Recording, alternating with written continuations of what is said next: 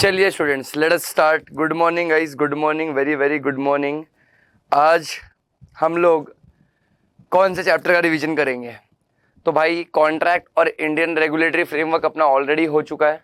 तो आज हम लोग जो चैप्टर का रिवीजन स्टार्ट करेंगे वो चैप्टर होगा एक ऐसा चैप्टर जो बच्चों को काफ़ी परेशान करता है, बट बहुत ईजी चैप्टर है। ठीक है, चैप्टर का नाम होगा तो कंपनीज एक्ट 2013। इसमें कुछ मैंने 7 क्वेश्चन के आसपास रखे, if I am not wrong, देखने दीजिए। हाँ, 7 क्वेश्चन है। तो इसमें से हम मेजॉरिटी ऑफ क्वेश्चन सॉल्व करेंगे और बाकी डिस्कस तो सारे करेंगे, सॉल्व मेजॉरिटी कर लेंगे ताकि आप कंफर्टेबल रहो। जैसे कॉन्ट्रैक्ट एक्ट में कंफर्टेबल हो चुके हैं, वैसे यहाँ पर भी कंफर्टेबल होना बहुत जरूरी है। ठीक है, चलिए तो एक एक करके क्वेश्चन डिस्कस करना स्टार्ट करते हैं और जो क्वेश्चन डिस्कस करेंगे उसका कंसेप्ट भी समझ लेंगे। ठीक है, अच्छा, सबसे पहले क्वेश्चन है what is meant by lifting of corporate will. ठीक है, पहला ही क्वेश्चन मैंने डायरेक्ट क्वेश्चन रखा है कि कॉर्पोरेट विल को लिफ्ट करना क्या होता है and what are the instances in which the corporate veil may be lifted. अच्छा, सबसे पहले तुमको एक बात पता होनी चाहिए कि कंपनी के केस में company is an separate legal entity. सुन रहे हो क्या? एक कंपनी जो होता है वो एक सेपरेट लीगल एंटिटी होता है which is distinct from its members. Correct है? तो कंपनी अलग होता है, मेंबर्स अलग होते हैं। अब तुमको एक बात पता होनी चाहिए कि कंपनी और मेंबर सेम माने नहीं जाते, they are separate legal entity. और ये मैं नहीं बोलता, इसके लिए एक बहुत ही फेमस केस है। केस का नाम है Salomon versus Salomon and company limited. Salomon versus Salomon and company limited, जहां पर ये एस्टैब्लिश किया गया था कोर्ट के थ्रू कि यस, कंपनी और उसके मेंबर सेपरेट होते हैं। अगर मैं किसी कंपनी का 100% शेयर्स भी क्यों ना होल्ड करूं, फिर भी कंपनी अलग है और मैं अलग हूं। करेक्ट है, पहली चीज। सेकेंड, कंपनी के एक्शन के लिए कंपनी ही लाइबल होता है, मेंबर लाइबल नहीं होता। कंपनी के डिफॉल्ट्स के लिए कंपनी लाइबल होगा, मेंबर लाइबल नहीं होता। ये अपने को कॉर्पोरेट विल का कंसेप्ट समझाता है। करेक्ट है? अगर सिंपल भाषा में तुमको समझाऊं तो कॉर्पोरेट मतलब होता है कंपनी और व्हील मतलब होता है कर्टन, या तो जिसको तुम लोग हिंदी में पर्दा भी बोलते हो। ठीक है, तो what is corporate wheel? Corporate wheel यानी कंपनी का पर्दा। कंपनी का पर्दा। अब जब तुम उस पर्दे को उठाओगे तो उसी को बुलाया जाता है लिफ्टिंग ऑफ कॉर्पोरेट व्हील। समझना बात को। फिर ऐसे कि company and member are separate legal entity, मतलब मेंबर्स के पास कंपनी का पर्दा होता है ना। लोग कंपनी को जानते हैं, मेंबर्स को नहीं जानते। जैसे अगर मैं तुमको एग्जांपल दूं तो सबको पता है कि मैगी को बनाने वाला कंपनी नेस्ले है, बट तुम लोग को ये नहीं पता होगा कि नेस्ले का ओनर कौन है, नेस्ले का शेयर होल्डर कौन है। करेक्ट है? तो ये होता है कॉर्पोरेट व्हील, कंपनी का पर्दा। सबको कंपनी के बारे में मालूम है, लेकिन कंपनी के पीछे कौन है उनको नहीं, उसके बारे में नहीं मालूम। करेक्ट है? बट अगर कंपनी के पीछे छुपे मेंबर्स डिफॉल्ट कर रहे हैं, कंपनी के छुपे मेंबर्स गलत कर रहे हैं, कंपनी बनाई गई है गलत पर्पस के लिए, इलीगल पर्पस के लिए, तो उस केस में कोर्ट, आई रिपीट, उस केस में कोर्ट कॉर्पोरेट विल को लिफ्ट कर सकता है। सुन रहे हो? कौन कॉर्पोरेट विल को लिफ्ट कर सकता है? कोर्ट कॉर्पोरेट विल को लिफ्ट कर सकता है। और ऐसे 5 केसेस है जहां पर कोर्ट कॉर्पोरेट विल को लिफ्ट कर सकता है। करेक्ट है? अब मैं तुमको लिखाते जाऊंगा, एक एक केस समझाते जाऊंगा। करेक्ट है? तो चलिए आ जाइए डिस्कस करते हैं। सबसे पहले डायरेक्ट क्वेश्चन है। ठीक है, डायरेक्ट क्वेश्चन है तो इसका आंसर भी हम लोग पॉइंट वाइज ही लिखते हैं, बट लोग ने पहले अपने को मीनिंग ऑफ कॉर्पोरेट विल पूछा है। ठीक है, अच्छा, ये क्वेश्चन तुम्हारे बुक में मेरे ख्याल से कंपनीज एक्ट का फर्स्ट क्वेश्चन ही होगा, 269 पेज नंबर पे जब तुम आओगे तो कंपनीज एक्ट का फर्स्ट क्वेश्चन ही ये होने वाला है। करेक्ट है? तो आइए, चलिए let us start. Question 1 page 269। आज कौन सा चैप्टर डिस्कस कर रहे हैं हम लोग? सबसे पहले आज डिस्कस कर रहे हैं कंपनीज एक्ट 2013। करेक्ट है बच्चों?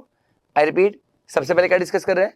Companies act 2013। यस और नो? फिर से बोलिए, क्या डिस्कस करेंगे? Companies act 2013। ठीक है, चलिए आइए फोकस करना। यहां पर क्या बोले, कॉर्पोरेट विल का मतलब क्या है? तो भाई हम लोग सबसे पहले हेडिंग दे देंगे, इधर लिख देंगे meaning of corporate will. Meaning of corporate will. ठीक है, कॉर्पोरेट मतलब कंपनी होती है, विल मतलब पर्दा होता है। ठीक है, अच्छा ध्यान देना, इधर पे फोकस करना, मैं क्या बोलने की कोशिश कर रहा हूं। अच्छा, बाय द वे क्वेश्चन में एक ट्विस्ट है, ये लोगों ने कॉर्पोरेट विल का मतलब नहीं पूछा है, ये लोगों ने पूछा है लिफ्टिंग ऑफ कॉर्पोरेट विल। ठीक है, तो मैं इधर पे अपना सेंटेंस फ्रेमिंग भी चेंज कर दूंगा और यहां पे लिखूंगा meaning of lifting of corporate will. सही बात है? क्या लिख दूंगा, meaning of lifting of what, corporate will.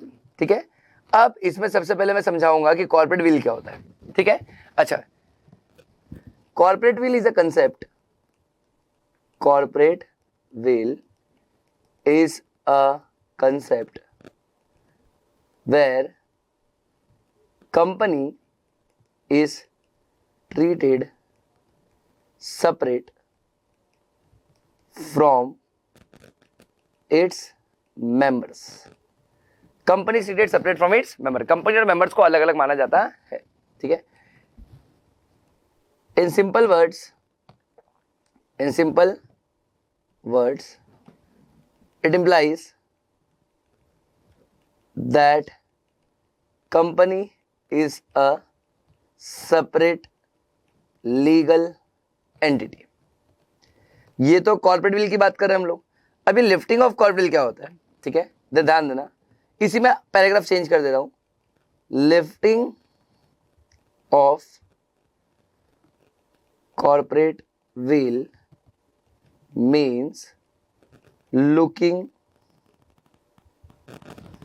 behind the company as a legal person, looking behind the company as a legal person, that is disregarding, बेटा disregarding मतलब क्या होता है, इग्नोर करना, disregarding the corporate entity, disregarding the corporate entity and paying regard instead to the realities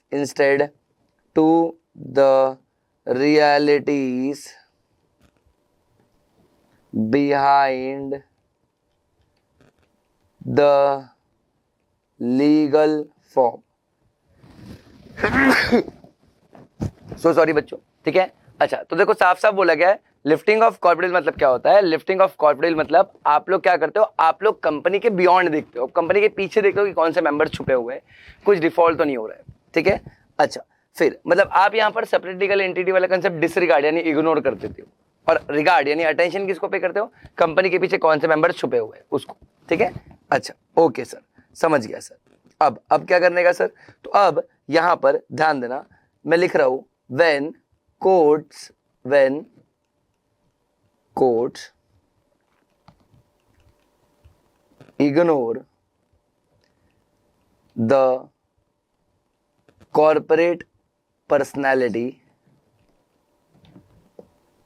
and concern themselves directly with the members or directors, with the members or what, directors, the corporate will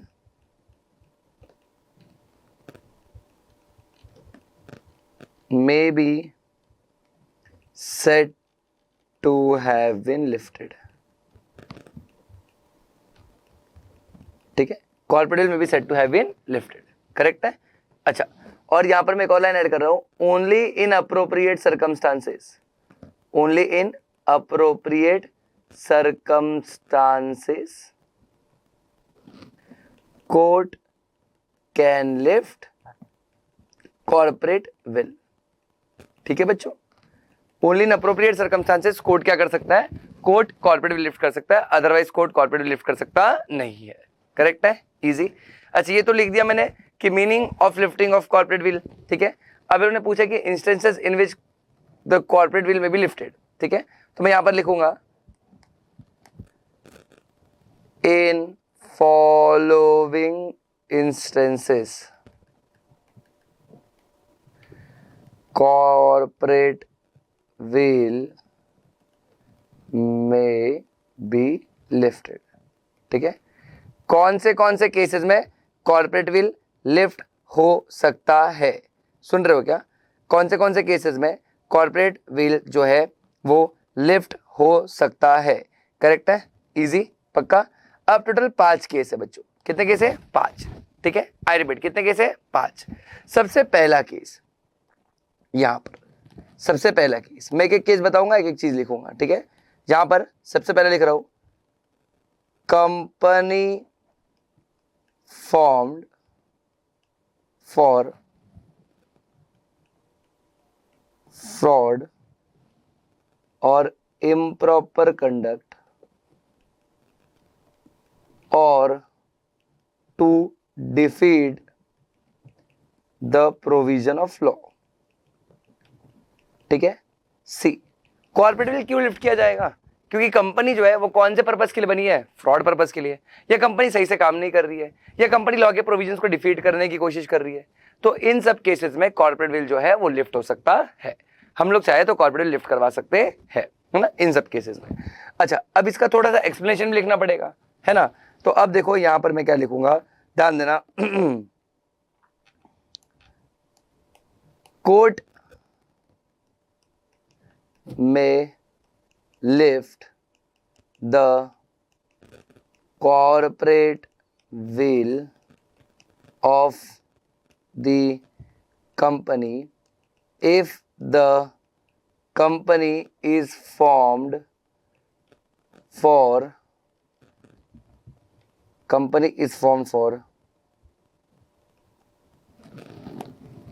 fraud or to defeat the provision of law correct है। फिर इसमें लिखूंगा मैं where the device of incorporation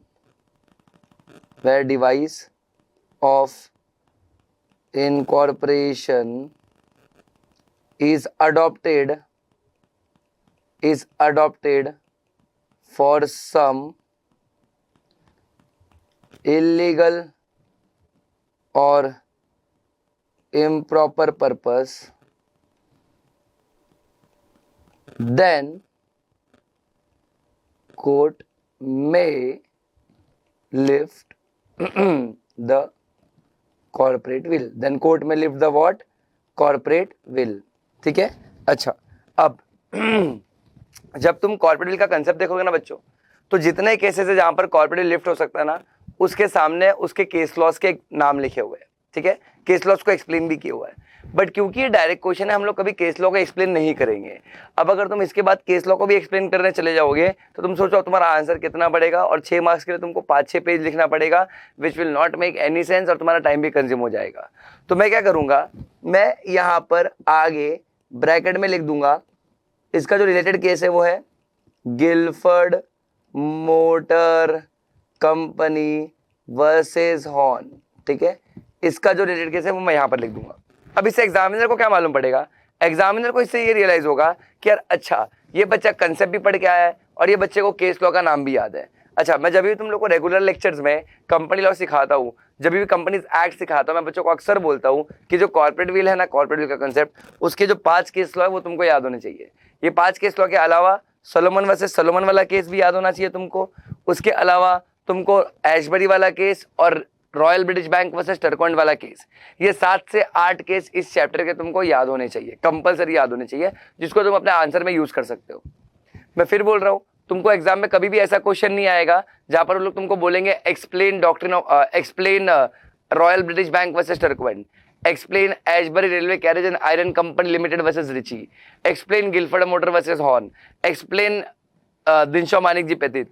कभी तुमको ऐसा case नहीं आएगा। They will never ask you this question कि तुम सीधा केस लॉ एक्सप्लेन करो, ठीक है। हाँ, बट तुमको सिमिलर केस दे दिया जाएगा। तो अगर सिमिलर केस दे दिया जाएगा तो वहां पर हम लोग लिख सकते हैं ना कि the leading case law with reference to this is this, जो भी नाम होगा तुम लिख सकते हो। जैसे यहाँ पर मैंने लिख दिया Gilford motor company versus horn. अब इससे एग्जामिनर को क्या मालूम पड़ गया कि हाँ भाई, बच्चे को केस लॉ का नाम भी याद है, मेरे को अच्छा सा मार्क्स दे देगा मुझे। समझ रहे हो मैं क्या बोल रहा हूँ? ठीक है, ये पहला केस था जहां पर कॉर्पोरेट लिफ्ट हो सकता है, ठीक है। फिर बी वाला पॉइंट बोलता है इधर पे, company is formed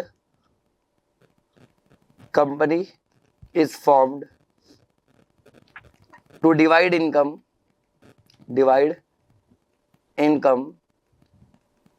and to avoid tax, divide income and to avoid tax, correct है। कंपनी बनी है क्या करने के लिए? इनकम को डिवाइड करके टैक्स को क्या करना है? अवॉइड करने के लिए। ठीक है।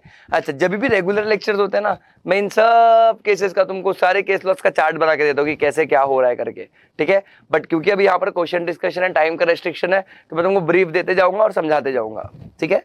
अच्छा, अब कंपनी बनी है, क्यों मैंने कंपनी बनाई है? कंपनी किस लिए बनाई है? मेरा इनकम डिवाइड करने के लिए और टैक्स को अवॉइड करने के लिए। मतलब कंपनी का सिर्फ एक ही पर्पज है, किस तरीके से मेरे टैक्स को बचाना। तो अगर कंपनी गलत तरीके से बनी गई है टैक्स को बचाने के लिए, तो कंपनी का पर्दा उठाया जाएगा, कंपनी के पर्दे के पीछे मैं मिलूंगा और मुझे सजा दी जाएगी, मुझसे टैक्स भरवाया जाएगा। करेक्ट है। अच्छा, ध्यान देना, इधर पे फोकस करना, मैं क्या बोलने की कोशिश कर रहा हूं। Where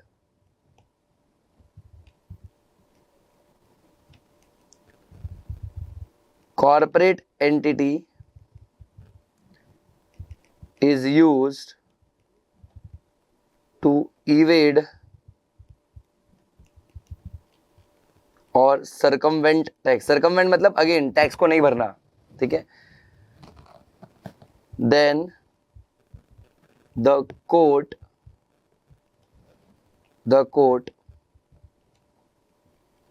may disregard the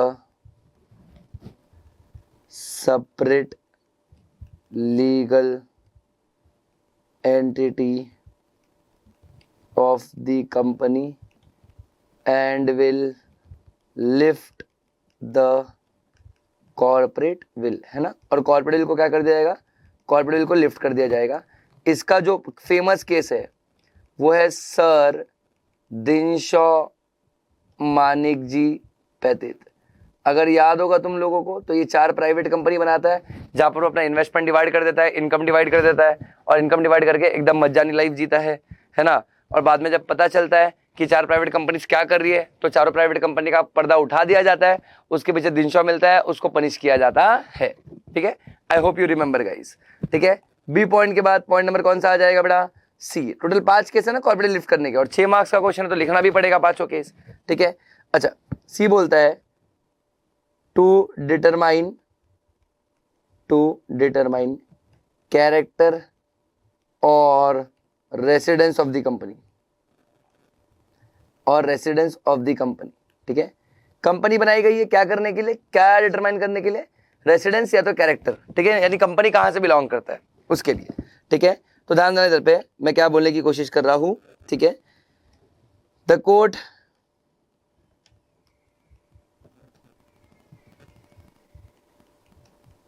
may lift the corporate will for determining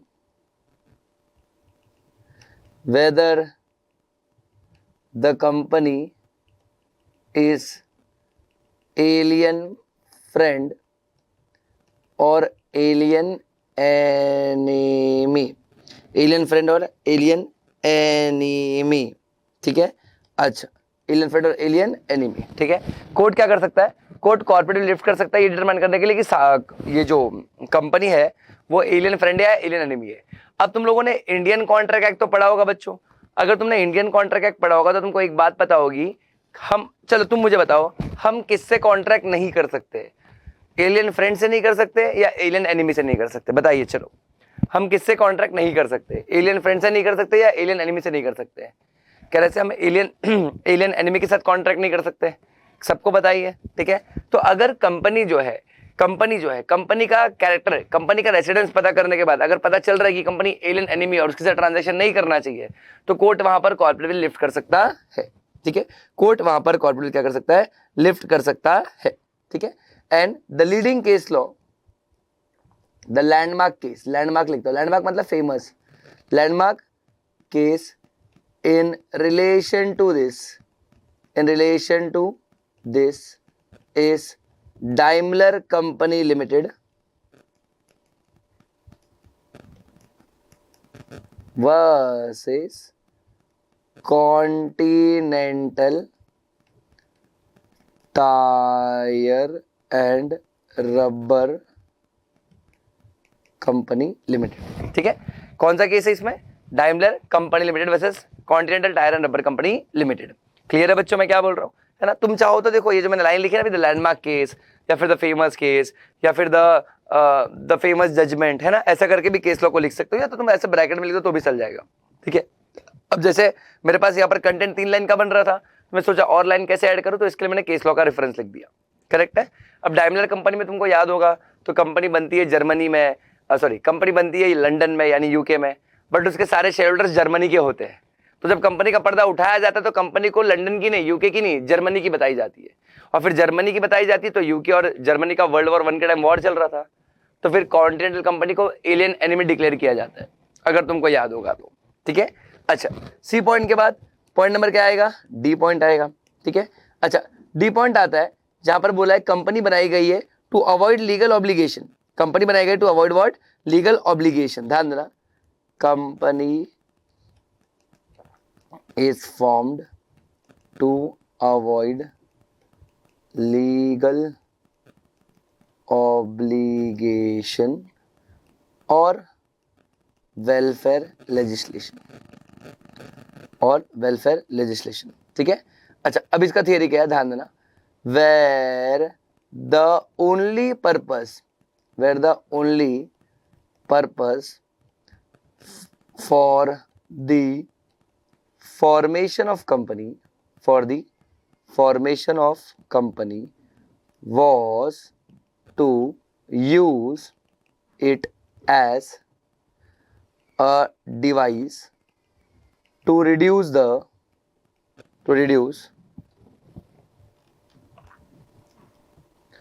the amount of bonus paid to workmen,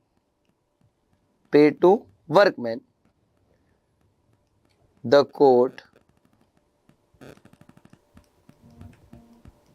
upheld the lifting or piercing of corporate will। ठीक है, अच्छा सी कंपनी बनाई गई है, क्यों बनाई गई है, एक ही पर्पज है। कंपनी बनाई गई है, क्यों बनाई गई है, एक ही पर्पज है। पर्पज ये है कि कंपनी को अपना प्रॉफिट रिड्यूस करके एम्प्लॉय को कम बोनस पे करना है। अब देखो तुमको ये पता होना चाहिए कि कंपनी अपने एम्प्लॉयज को बोनस पे करती है, अब जितना ज्यादा प्रॉफिट होगा उतना ज्यादा बोनस मिलता है। और इसके लिए ना इंडिया में बोनस पे करने के लिए वर्कर्स को बोनस मिलना चाहिए, इसके लिए एक एक्ट है, payment of bonus act 1965। I repeat, कौन सा एक्ट है, पेमेंट ऑफ बोनस एक्ट 1965। अभी जहां तक मुझे पता है वो मर्ज हो चुका है कोड ऑफ वेजेस एक्ट 2019 से, बट ठीक है, पेमेंट ऑफ बोनस एक्ट हुआ करता था। ठीक है, अच्छा तो एम्प्लॉइज को बोनस देना पड़ेगा जितना ज्यादा प्रॉफिट होगा। तो कंपनी क्या की, कंपनी ने ना एक सब्सिडरी कंपनी बनाई और अपना प्रॉफिट उनमें डिवाइड करने चालू कर दिया और खुद का प्रॉफिट कम दिखाने लगे। अब खुद का प्रॉफिट कम दिखाने से क्या हो गया, बोनस भी कम पे करना पड़ रहा है। समझ रहे हो मैं क्या बोल रहा हूं तुम लोग को? ठीक है, तो यहां पर कोर्ट ने क्या किया, कोर्ट ने सब्सिडरी कंपनी का पर्दा उठाया, उसके पीछे होल्डिंग कंपनी छुपी थी, तो दोनों का प्रॉफिट मर्ज करके बोला आपको तो बोनस ओरिजिनल अमाउंट पे देना पड़ेगा, आप रिड्यूस बोनस एम्प्लॉयज को नहीं दे सकते। और इसके लिए जो केस है, बहुत ही फेमस केस, अब वर्कर्स लोग ने अपने कंपनी पर केस कर दिया था। ठीक है, केस का नाम है workman employed in associated rubber industries limited, associated rubber industries limited versus associated rubber industries limited. ठीक है, एंड लास्ट कौन सा केस है जहां पर कॉर्पोरेट लिफ्ट हो सकता है? ठीक है, तो जो लास्ट केस है जहां पर कॉर्पोरेट लिफ्ट हो सकता है वो है पॉइंट नंबर 5, जो बोलता है where company is formed for acting as an agent. Company बनाई गई है क्यों, उनको एजेंट जैसे काम कराने के लिए। ध्यान देना, इधर पे फोकस करना। बोला क्या है theory, that a company may sometimes, यानी कंपनी कभी कभी be regarded as an agent और trustee of its members or another company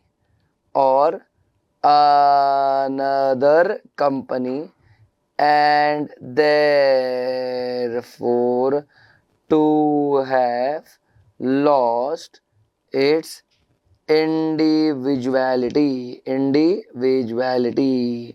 correct है? अच्छा, full stop.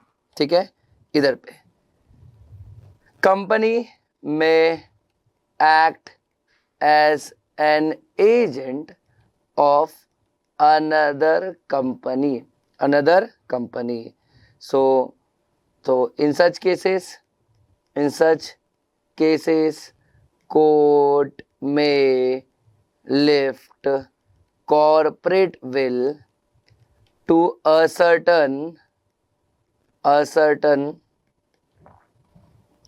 the identity of principal. ठीक है. अच्छा, यहाँ पर और यहाँ पर जो केस है यहाँ पर भी एक फेमस केस है. केस का नाम है merchandise transport limited versus British transport commission. ठीक है. अच्छा, ये केस में भी क्या हुआ था कि एक कंपनी ने ट्रांसपोर्ट लाइसेंस के लिए एप्लीकेशन देना था, बट अगर कंपनी खुद एप्लीकेशन देती तो उनको लाइसेंस नहीं मिलता. तो उन्होंने क्या किया, एक सब्सिडरी कंपनी बनाई और उसके थ्रू लाइसेंस के लिए एप्लीकेशन दिया. तो जब सब्सिडरी कंपनी गई, उसके थ्रू लाइसेंस के लिए एप्लीकेशन दिया, तो सब्सिडरी कंपनी ने बोला, साफ साफ ये डिक्लेयर किया गया कि सब्सिडरी कंपनी का पर्दा उठाया गया, मालूम पड़ा कि होल्डिंग कंपनी उसके पीछे छुपी हुई है, और फिर उनको भी लाइसेंस नहीं दिया गया. समझ रहा है मैं क्या बोल रहा हूँ? ये पांचों केसेस वो है जहां पर आपके कॉर्पोरेट विल क्या हो सकते हैं, जहां पर आपके कॉर्पोरेट विल लिफ्ट हो सकते हैं. और ये सेम टू सेम केसेस अपने टेक्स्ट बुक में दी गई है. एकदम स्ट्रेट फॉरवर्ड डायरेक्ट क्वेश्चन है. जैसे क्वेश्चन आएगा, मीनिंग लिखना है, फिर लिखना है कौन से केसेस में लिफ्ट हो सकता है, और अपना आंसर बन जाएगा. करेक्ट है, इजी है, सिंपल, डन. तो यहाँ पर हम लोगों ने एक डायरेक्ट क्वेश्चन कर लिया आज. अच्छा, इसको ना बार बार अलग अलग अटेम्प्ट में अलग अलग तरीके से पूछा गया है, बट आंसर एक ही बनता है इसका. करेक्ट है, कॉर्पोरेट लिफ्ट करने का ही आंसर बनता है, और कुछ आंसर बनता नहीं है. क्लियर है? अच्छा, अब एक डायरेक्ट क्वेश्चन हो गया. तो चलिए एक केस स्टडी पे बढ़ते हैं. क्वेश्चन 3 पे आइए. क्वेश्चन 3 बहुत अच्छा क्वेश्चन है, जहां पर आपको अपना दिमाग लगाना पड़ सकता है. और जैसे ही दिमाग लगाने की बात होती है, कहने से आपको थोड़ा थोड़ा तकलीफ होना चालू हो जाता है. But trust me, easy question है, बिल्कुल भी डिफिकल्ट क्वेश्चन नहीं है. ठीक है, चलिए जरा देखना. दिख रहा है तुम लोग को TSR? दिख रहा है TSR? बोलो भाई. AVS दिख रहा है, AVS कंपनी दिख रहा है, AVS. फटाफट पढ़िए, बी क्विक, जल्दी, फिर मैं डिस्कस करूं तुमसे.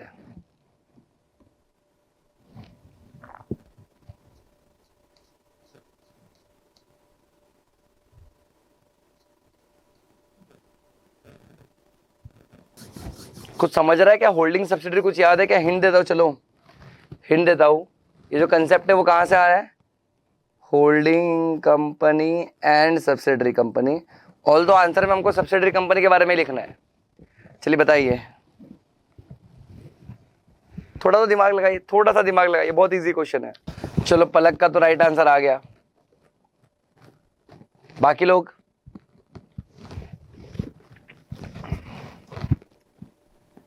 बिल्कुल भी टफ नहीं है, मैं फिर बोल रहा हूं, इजी है.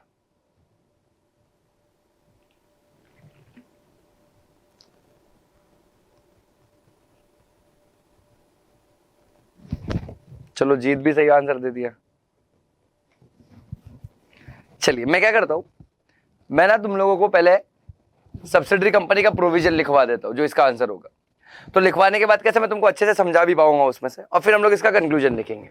ठीक है? अच्छा, जब भी मैं तुमको कंपनीज एक्ट, अच्छा बाय द वे ये कौन सा क्वेश्चन है तुम्हारे बुक का? ये भी बहुत अच्छा क्वेश्चन है कि ये तुम्हारे बुक का कौन सा क्वेश्चन है. तो if I am not wrong, ये तुम्हारे बुक का क्वेश्चन 25 पेज 286 होना चाहिए. ठीक है, क्वेश्चन 25 पेज 286 होना चाहिए. ठीक है, I repeat, question 25 page number कौन सा होना चाहिए? 286.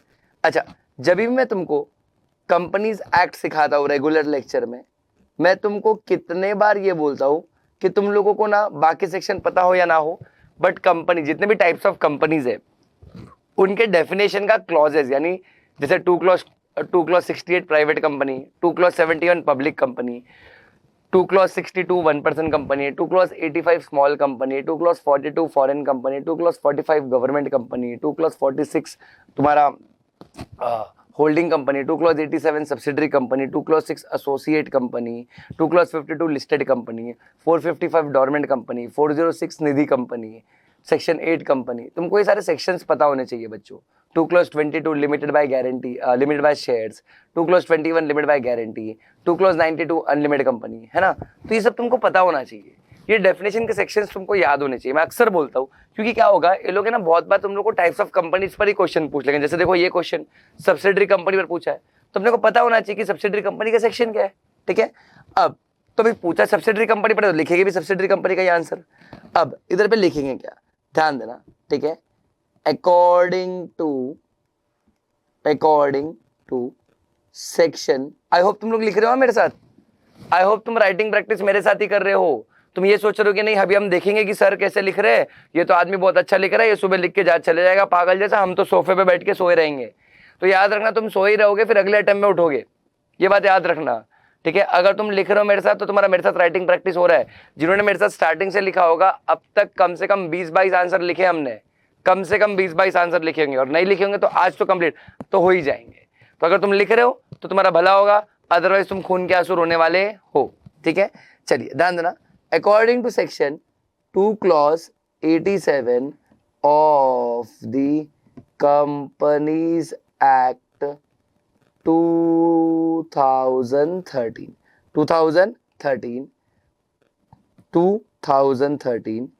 subsidiary company, a company shall be subsidiary of another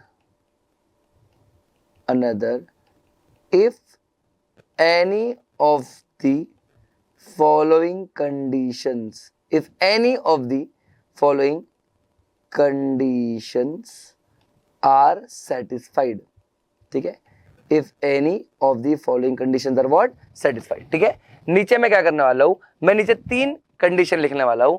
अगर तीनों में से कोई एक भी कंडीशन सेटिस्फाई हो गया तो आप कौन सी कंपनी हो, सब्सिडरी कंपनी हो, ठीक है। अच्छा, अब वो कौन से कंडीशन है, ठीक है। सबसे पहले तो बोला गया है दैट अदर, क्या बोला, that other controls the composition, other controls the composition of its board of directors, board of directors, ठीक है। Other controls the composition of what, it's board of directors, मतलब एक कंपनी दूसरे कंपनी के board of directors के composition को control कर रहा है, ठीक है। जैसे अभी मान लो इधर पे ए लिमिटेड है और यहां पर कौन सा कंपनी है, बी लिमिटेड है। अब मान लो बी लिमिटेड में 10 डायरेक्टर है, कितने डायरेक्टर है, 10, ठीक है। अब अगर ए लिमिटेड बी लिमिटेड के 6 और मोर डायरेक्टर, 6 और मोर, सुन रहे हो क्या बच्चों, ए लिमिटेड बी के 6 या तो उससे ज्यादा डायरेक्टर को अपॉइंट या रिमूव कर सकता है। क्या कर सकता है बच्चों, अपॉइंट या रिमूव कर सकता है। तो हम मान लेंगे कि ए बी को कंट्रोल कर रहा है, ए बी को कंट्रोल कर रहा है, तो ए कौन सी कंपनी मानी जाएगी, होल्डिंग कंपनी, और बी मानी जाएगी सब्सिडरी कंपनी, ठीक है। ये पहली कंडीशन है, ये पहली कंडीशन है।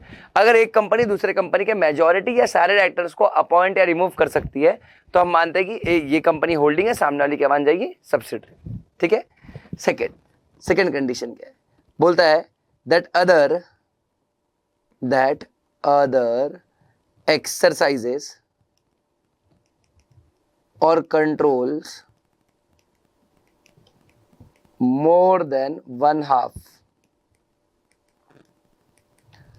of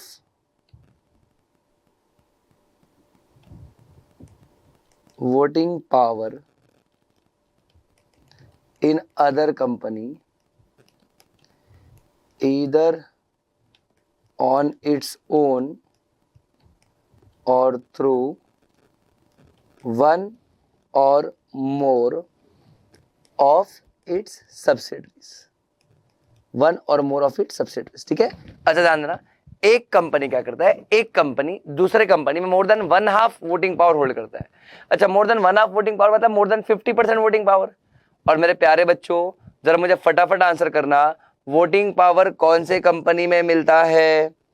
वोटिंग पावर कौन से कंपनी बोल रहे हो, कौन से शेयर्स के लिए मिलता है, जरा बताइए कौन से शेयर्स के लिए मिलता है? इक्विटी शेयर्स के लिए, प्रेफरेंस शेयर्स के लिए? वोटिंग किसके लिए मिलता है, इक्विटी या प्रेफरेंस? इक्विटी शेयर्स, ऑब्वियस सी बात है। तो जब भी अगर हम लोग को होल्डिंग सब्सिडरी का क्वेश्चन आएगा और क्वेश्चन में हम लोग को दोनों दिया है, हम लोग को इक्विटी शेयर भी दिया और प्रेफरेंस शेयर्स भी दिया है, तो मुझे बताओ कैलकुलेशन पर्पस के लिए आप क्या कंसिडर करोगे? इक्विटी करोगे, प्रेफरेंस करोगे या दोनों करोगे? कहने से सिर्फ इक्विटी करना है क्योंकि वोटिंग राइट्स भी इक्विटी में मिलता है। तो अगर मेरी कंपनी आपके कंपनी में 50% से ज्यादा वोटिंग कर रही है, होल्ड करती है, तो मैं होल्डिंग कंपनी और आप कौन सी कंपनी हो? सब्सिडरी कंपनी, करेक्ट है। अब जो 50% ज्यादा होल्ड कर रही है, या तो ये डायरेक्टली खुद से होल्ड करेगी या अपने सब्सिडरी कंपनी के थ्रू होल्ड कर सकती है। जैसे मेरी 2 सब्सिडरी है, वो 2 सब्सिडरी मिलाकर आप में 50% से ज्यादा होल्ड करते हैं, तो भी मैं आपकी होल्डिंग कंपनी, तो भी मैं आपकी क्या हूं? होल्डिंग कंपनी, ठीक है। एंड थर्ड वाला पॉइंट क्या बोलता है, तीसरा कंडीशन क्या है? बोलता है the first mentioned company, the first mentioned company is a subsidiary of any company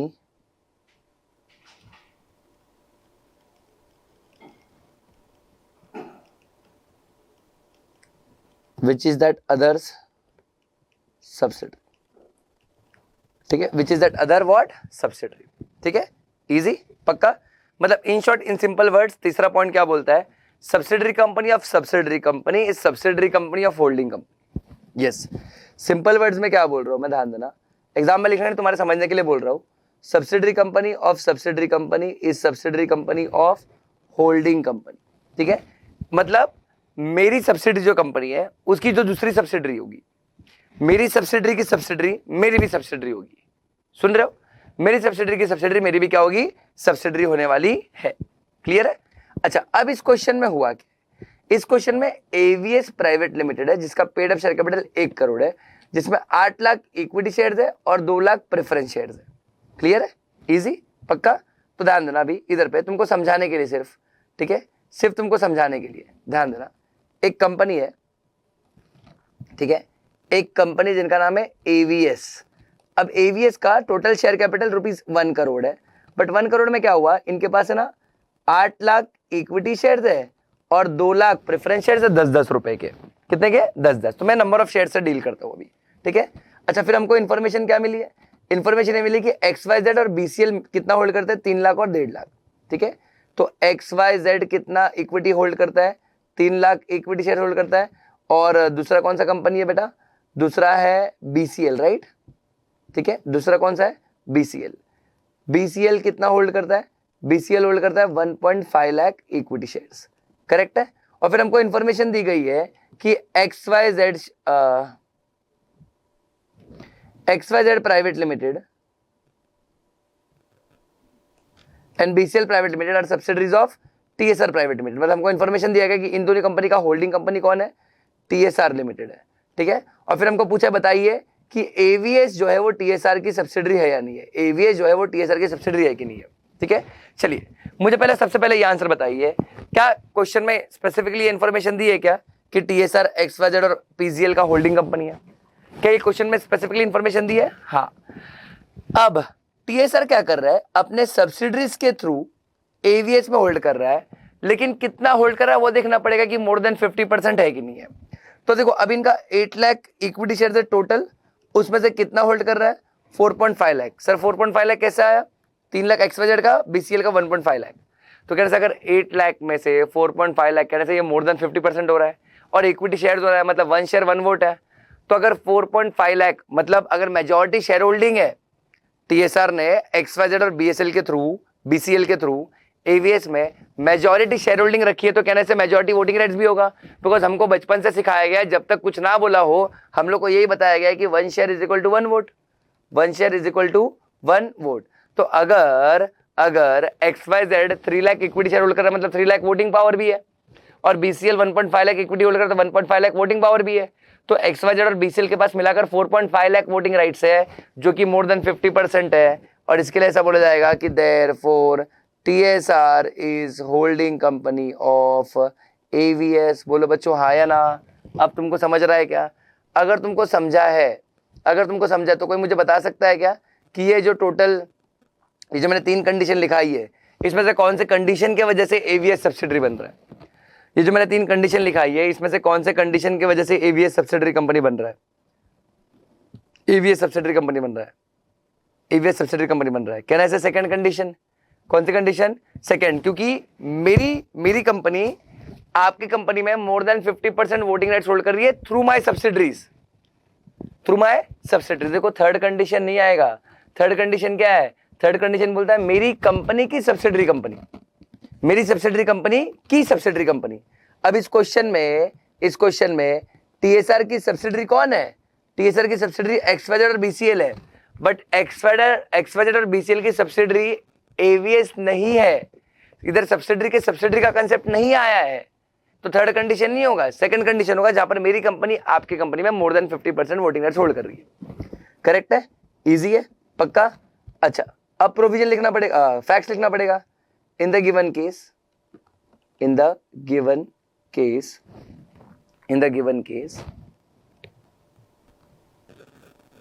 XYZ, अच्छा XYZ private limited and BCL Private Limited are holding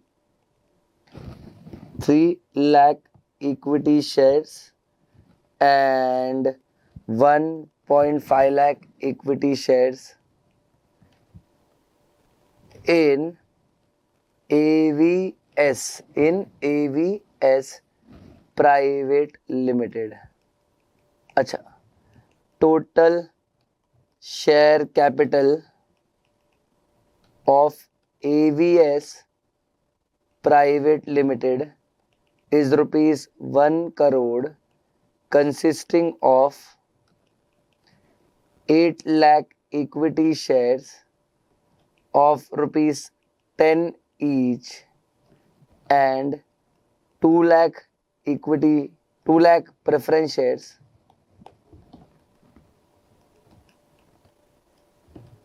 of rupees 10 each. Further, it is provided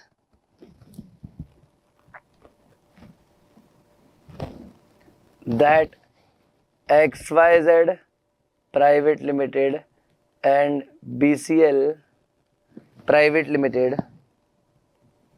are subsidiary company of TSR। TSR ये ना बच्चों नाम, हाँ TSR private limited, ठीक है।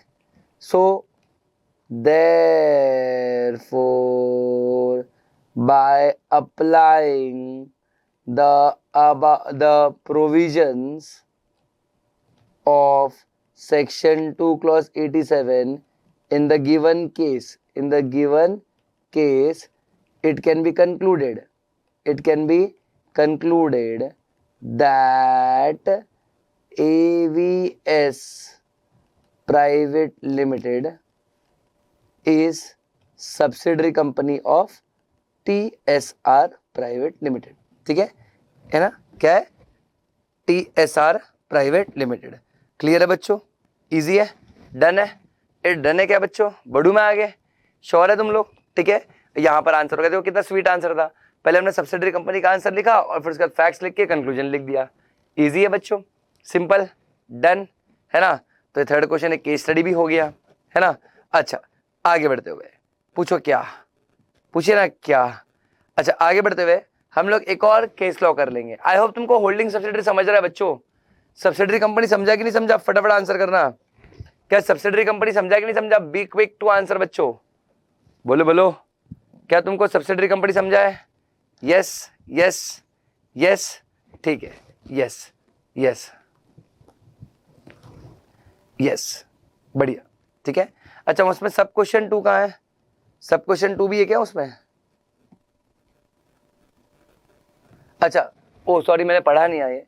Would your answer be different if TSR private limited has 8 out of 10 directors on the board of directors of AVS private limited? नहीं, answer फिर भी सेम होगा। तुम दिमाग लगाओ, अगर AVS में 10 डायरेक्टर है एवीएस में कितने डायरेक्टर है? 10, जिसमें से 8 कौन अपॉइंट रिमूव कर रहा है? टीएसआर। तो कहने से TSR is controlling composition of board of directors of ABS. तो टीएसआर कौन सी कंपनी हो जाएगा? Holding company. और एवीएस क्या हो जाएगा? Subsidiary company. ये समझ रहा है मैं क्या बोलने की कोशिश कर रहा हूं तुमको यहाँ पर? यस और नो? इजी है बच्चों? ये बोलो हाँ या ना। ये तो मैंने एकदम स्टार्टिंग में इंट्रोडक्शन में एग्जांपल भी देके बता दिया तुम लोगों को यहाँ पर, जैसे ये बताया था। बोलो यस और नो? Simple, done. चलिए आगे बढ़ रहा हूँ। फोर्थ वाला क्वेश्चन, अगेन है केस स्टडी। ठीक है, बट तुमको बोला था ना ज्यादा फोकस मेरा केस स्टडी सॉल्व कराने पर ही रहेगा, बिकॉज केस स्टडी में ही मजा आता है, क्योंकि डायरेक्ट क्वेश्चन में तो क्या क्वेश्चन दिया तुमको आंसर लिखना चालू करना है और कुछ नहीं। ठीक है, अच्छा अब यहाँ पर क्या लिखा है? यहाँ पर लिखा है object clause of memorandum of association of ABC private limited. एक कंपनी है जिसका ऑब्जेक्ट क्लॉज है मेमोरेंडम। अच्छा बाय द वे तुमको पता है ना मेमोरेंडम ऑफ एसोसिएशन क्या होता है? ये कंपनी का बहुत ही इंपॉर्टेंट डॉक्यूमेंट होता है, कॉन्स्टिट्यूशनल डॉक्यूमेंट होता है, जिसमें कंपनी का ऑब्जेक्ट लिखा होता है कि कंपनी कौन से पर्पज के लिए बनी है। ठीक है, और कंपनी वही काम कर सकती है जो उसके एमओए में लिखा होगा। कंपनी अपने एमओए के बाहर जा ही नहीं सकती, और जाएगी तो हम लोग उसको प्यार से अल्ट्रा वायरस ट्रांजैक्शन बुलाते हैं। याद होगा तो आपको, है ना? क्या बुलाते हैं प्यार से? Ultra vires transaction. ठीक है, तो object clause of memorandum of association of ABC limited authorise the company to carry out the business of trading in fruits and vegetables. ठीक है, तो क्या हो रहा है मेरे पास क्वेश्चन क्या है अभी कि एबीसी प्राइवेट लिमिटेड है, एबीसी प्राइवेट लिमिटेड है, और उनका क्या है? उनका एमओए है, एमओए में ऑब्जेक्ट लिखा है। ऑब्जेक्ट क्या लिखा है? Trading in fruits and vegetable, trading in fruits and vegetables. ठीक है, फिर director of the company in recently concluded board meeting decided and accordingly the company ordered for fish for the purpose of trading. ठीक है, company ने fish बुला लिया trading के लिए। फिर FSH limited supplied fish to ABC private limited worth 36 lakhs and the members of the company called an extraordinary general meeting and negated the proposal of the board of directors on the ground of ultra virus act, on the ground of which act? ultra virus act। ठीक है, तो FSH limited being aggrieved of the said decision of ABC private limited seeks your advice है। अब बच्चे इसमें confuse हो जाते हैं। ठीक है, पहले मुझे ये बताओ कंपनी का बिजनेस क्या है? कह रहे थे कंपनी का बिजनेस फ्रूट्स एंड वेजिटेबल्स का है। कंपनी का बिजनेस फ्रूट्स एंड वेजिटेबल्स का, बट कंपनी ने क्या ऑर्डर कर दिया? फिश ऑर्डर कर दिया। तो मुझे बताओ कंपनी ने अपने एमओए के हिसाब से काम किया या एमओए के बाहर जाकर काम किया? एमओए के बाहर जाकर काम किया। और जब भी कंपनी एमओए के बाहर जाकर काम करती है उसको हम लोग क्या बुलाते हैं? Ultra vires transaction, ultra vires transaction. ठीक है, और अगर तुमको पता होगा तो तुमको ये मालूम होना चाहिए कि अल्ट्रा वायरस ट्रांजैक्शन जो है वो वॉइड एब इश्यू होता है, वो कंपनी पर बाइंडिंग नहीं होता, कंपनी लायबल नहीं होती है। ठीक है, अच्छा बाद में क्या हुआ? 36 लाख का फिश खरीदा, तो मेंबर्स ने क्या किया? मेंबर्स ने एक्स्ट्रा ऑर्डिनरी जनरल मीटिंग बुलाई। अब जिनको नहीं पता, जब भी मेंबर्स का मीटिंग बुलाया जाता है उसको जनरल मीटिंग बोलते हैं, है ना? मेंबर्स के मीटिंग को क्या बुलाया जाता है बेटा? जनरल मीटिंग बुलाया जाता है। और ये जनरल मीटिंग 2 टाइप का होता है, एक एनुअल जनरल मीटिंग और एक एक्स्ट्रा ऑर्डिनरी जनरल मीटिंग। अगर तुम में से किसी ने 12th में एसपी लिया होगा तो तुमको ये बात पता होगी, लेकिन अगर तुम में से किसी ने 12th में एसपी नहीं लिया है तो डोंट वरी, जब तुम इंटर में आओगे तो मैं तुमको सिखाऊंगा कि ये एजीएम ईजीएम इन डेप्थ क्या होता है। AGM section 96 of companies act, EGM section 100 of companies act 2013। ठीक है, अच्छा चलिए ध्यान देना इधर पे। एजीएम ईजीएम क्या बोला? AGM EGM. सी जो एनुअली बातें होती है, जो नॉर्मल रूटीन बातें होती है, वो एनुअल जनरल मीटिंग में होती है। अच्छा जब ईजीएम बुलाया जा रहा है, एक्स्ट्रा ऑर्डिनरी जनरल मीटिंग, तो तुमको समझ जाना चाहिए कि मेंबर्स की मीटिंग बुलाई गई है क्योंकि कुछ इमरजेंसी चीज डिस्कस करनी है, कोई स्पेशल चीज डिस्कस करनी है। ठीक है, तो यहाँ पर फटाफट क्या किया? मेंबर ने मीटिंग बुलाई और नेगेटेड मतलब मना कर दिया, नेगेटेड मतलब ना बोलना। ठीक है, टू डिनाई। ठीक है, बोला नहीं फिश खरीदने का प्रपोजल को कैंसल कैंसल कैंसल, पोपटलाल बन गए लोग, बोले फिश नहीं खरीदेंगे, अलाउड ही नहीं है। और फिर कंपनी ने भी कॉन्ट्रैक्ट को कैंसिल कर दिया एफएसएच के साथ। अब एफएसएच गुस्सा है, ठीक है, और वो सू कर रहा है एबीसी को। एबीसी को क्या कर रहा है? सू कर रहा है, बोल रहा है नहीं तेरे को तो फिश खरीदना पड़ेगा, 36 लाख पे करना पड़ेगा। बट कंपनी बोलती है नहीं भाई मेरे को फिश नहीं खरीदना, ये हमारे ऑब्जेक्ट में नहीं है, हमारे मेंबर्स मना कर रहे हैं। ठीक है, चलिए तुम मुझे बताओ क्या यहाँ पर एबीसी प्राइवेट लिमिटेड फिश खरीद के पे करने के लिए लायबल है या नहीं है? ABC private Limited is liable और not liable? ABC private Limited is liable और not liable? I repeat, ABC private Limited is liable और नॉट लायबल? कहना से एबीसी प्राइवेट लिमिटेड लायबल नहीं है। समझ रहा है बच्चों मैं क्या बोलने की कोशिश कर रहा हूं? अब इसका कंसेप्ट क्या है? इसका कंसेप्ट है अल्ट्रा वायरस। क्या कंसेप्ट है बेटा? Ultra vires. ठीक है, अच्छा मैं तुमको बताना भूल गया, ये क्वेश्चन नंबर कौन सा? I am so sorry question 27 and page होगा मेरे ख्याल से 288 है बच्चों। पेज कौन सा है? पेज है 287। ओ सॉरी, पेज नंबर क्या है? 287। ठीक है। अच्छा, क्वेश्चन 27, पेज भी 287, तो लिख रहा हूं मैं क्वेश्चन 27, पेज नंबर है 287। ठीक है। अच्छा, अल्ट्रावायरस का कंसेप्ट आएगा, डॉक्ट्रिन ऑफ अल्ट्रावायरस का। तो देखो आंसर कैसे लिखा जाएगा इधर पे। ठीक है,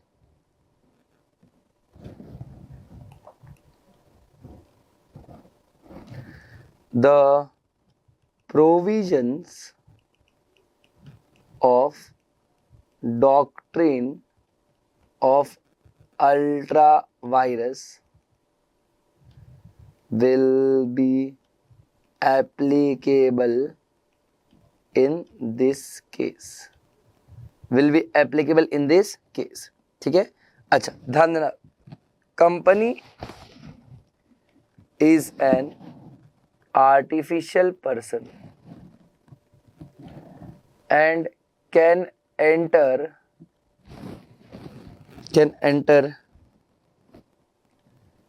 into those transactions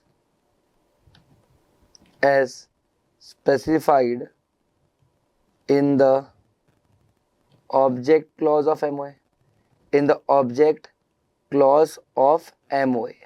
ठीक है, ऑब्जेक्ट क्लॉज ऑफ व्हाट बेटा? MOA, करेक्ट है। A company can never go beyond its MOA, however necessary it might be, however necessary it might be। Company कभी भी अपने MOA के बाहर नहीं जा सकता, चाहे वो कितना भी जरूरी क्यों ना हो जाए। ठीक है। फिर बोला गया है, if company enters into any transaction,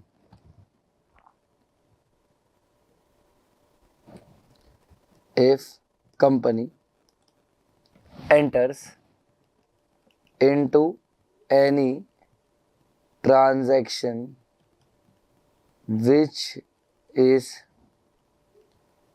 beyond the powers of MOA, then it is called as ultra virus transaction. ठीक है। अच्छा, an ultra vires transaction is void ab initio, and it does not binds the company, and it does not binds the company, therefore company will not be liable, company will not be liable। ठीक है, ये तो क्या लिख दिया मैंने? ये लिख दिया मैंने प्रोविजन। ठीक है, अल्ट्रावायरस का जितना जरूरी था उतना प्रोविजन लिख दिया। जैसा इसमें अभी रेटिफिकेशन वाला पॉइंट आता है, वो सब मैंने पॉइंट्स लिखे नहीं है। ठीक है। अच्छा, फिर फुल स्टॉप। अभी फैक्ट्स का बात करेंगे। इन the given case, the object clause of MOA of ABC Private Limited authorizes the company to carry on the business of trading in fruits and vegetables only. However, company enters into a contract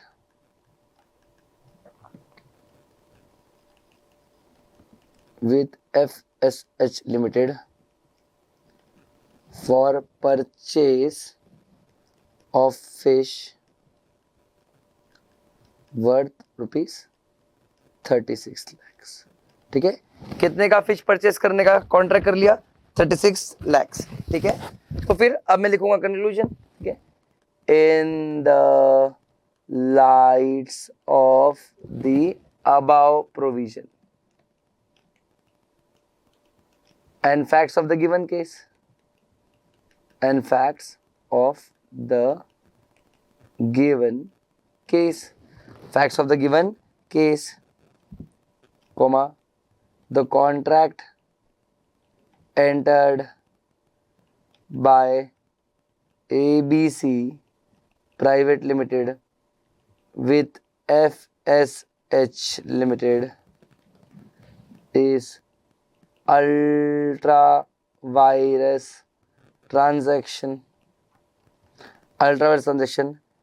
and is not binding on the company, is not binding on the company, ठीक है, is not binding on the company, ठीक है, thus FSH Limited has no remedy available against the company.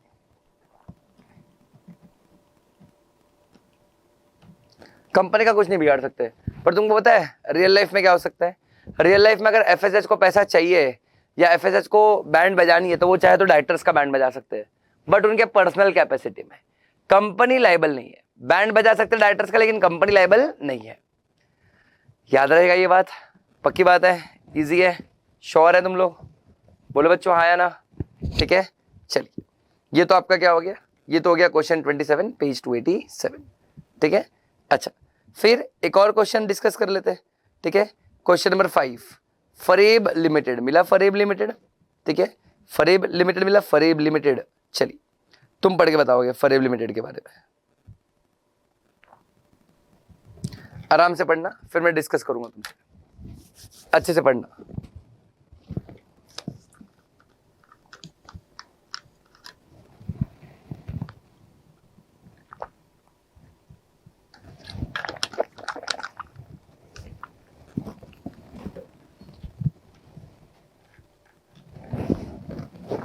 दादा पानी भी नहीं कुछ पिलाओ ना, मैं कब से इस लेक्चर के स्टार्टिंग से वहाँ 7 बजे।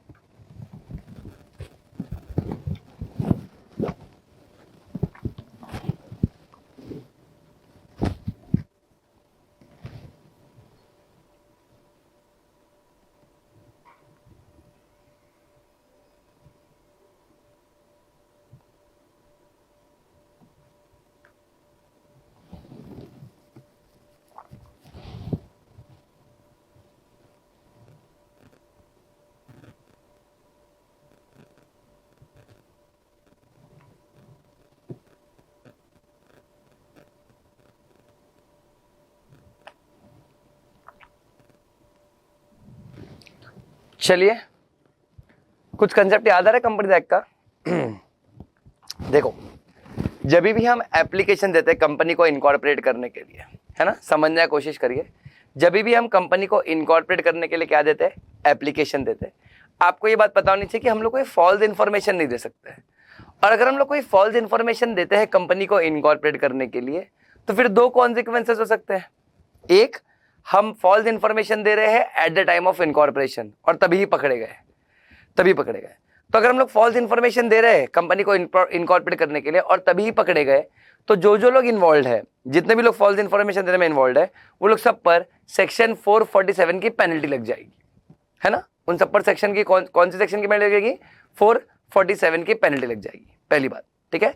सेकेंड, अगर कंपनी बन चुकी है और उसके बाद मालूम पड़ा कि कंपनी फॉल्स इन्फॉर्मेशन देके इनकॉर्पोरेट हुई है, कंपनी बन चुकी है और उसके बाद मालूम पड़ा कि कंपनी कौन सा इन्फॉर्मेशन देके इनकॉर्पोरेट हुई है?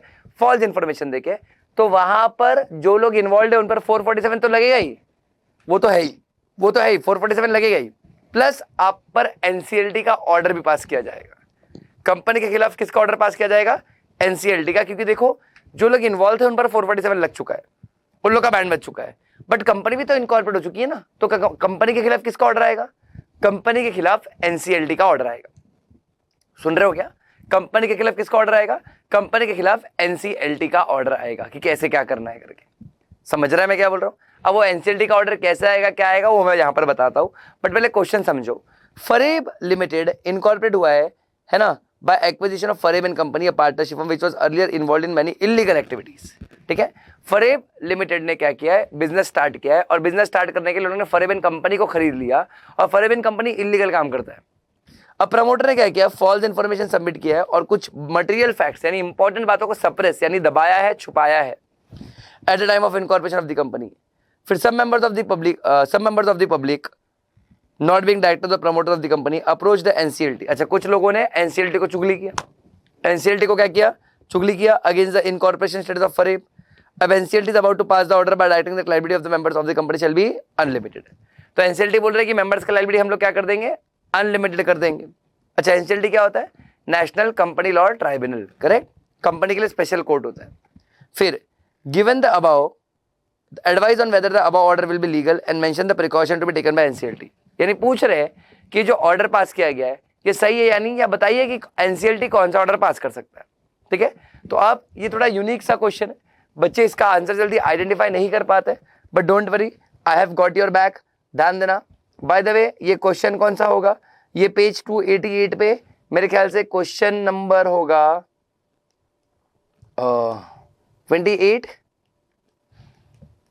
28 है क्या, क्वेश्चन नंबर 28 है क्वेश्चन नंबर, करेक्ट। ठीक है, क्वेश्चन 28 पेज क्या है, 288। ठीक है, अच्छा इधर पे 287 पे है क्या, ओ सॉरी 287 से क्वेश्चन है। ठीक है, चलिए आइए, तो क्वेश्चन 28 पेज 287।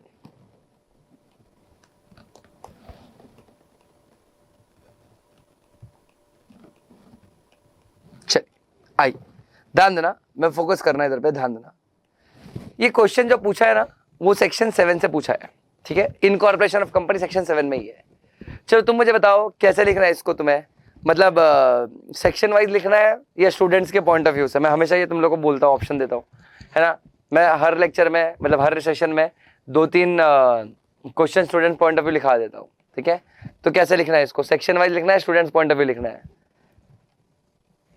अच्छा, स्टूडेंट पॉइंट ऑफ व्यू लिखना है, ठीक है। तुम लोग हमेशा शॉर्टकट मारो, कभी ऐसा मत बोलो सर हमको सेक्शन याद करना, हमको सेक्शन भी बता दो सर। ठीक है, बाय द वे सेक्शन 7 आता है, सेक्शन क्या आता है, 7 आता है।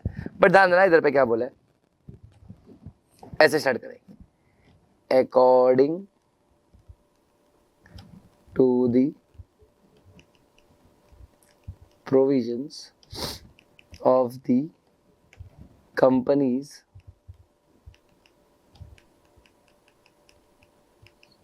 Act 2013, where a company is incorporated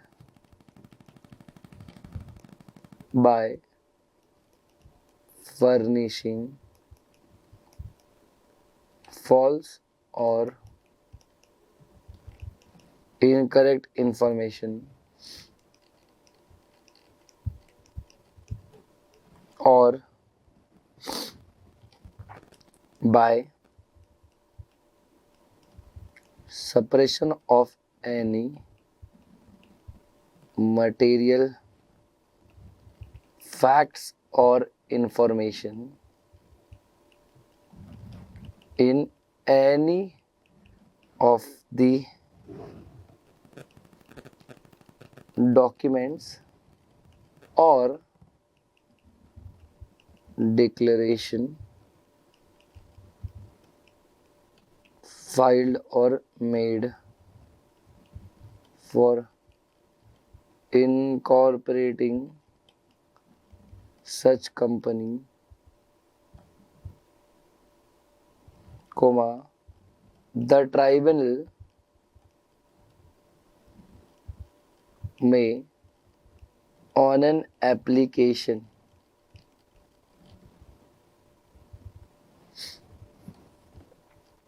made to it will tribunal क्या करेगा, ट्राइब्यूनल क्या करेगा। अच्छा बाय द वे तुम ध्यान देना मैं क्या बोलने की कोशिश कर रहा हूँ। ठीक है, कंपनी फॉल्स इंफॉर्मेशन देके इनकॉर्पोरेट हो चुकी है, तो यहाँ पर वो वाला प्रोविजन जो तुम लोग, अगर तुम लोग अपना वॉल्यूम 1 खोलोगे ना जेकेएससी का, तो एक पेज पे ना सिर्फ एक साइड ऐसा बड़ा सा डायग्राम बनाया होगा, ठीक है, एक साइड लिखा होगा कि company has not been incorporated और एक साइड लिखा होगा कंपनी हैज बीन इनकॉर्पोरेटेड, और जहां पर कंपनी इनकॉर्पोरेट हो चुका होगा वहां पर एकदम बड़ा सा लिखा होगा पूरा लेफ्ट राइट साइड में, ठीक है। तो वही प्रोविजन यहाँ पर आएगा, ठीक है। अब क्या क्या ऑर्डर पास किया जाएगा, एनसीएलटी क्या क्या ऑर्डर पास करेगा, ठीक है। NCLT will pass such orders as it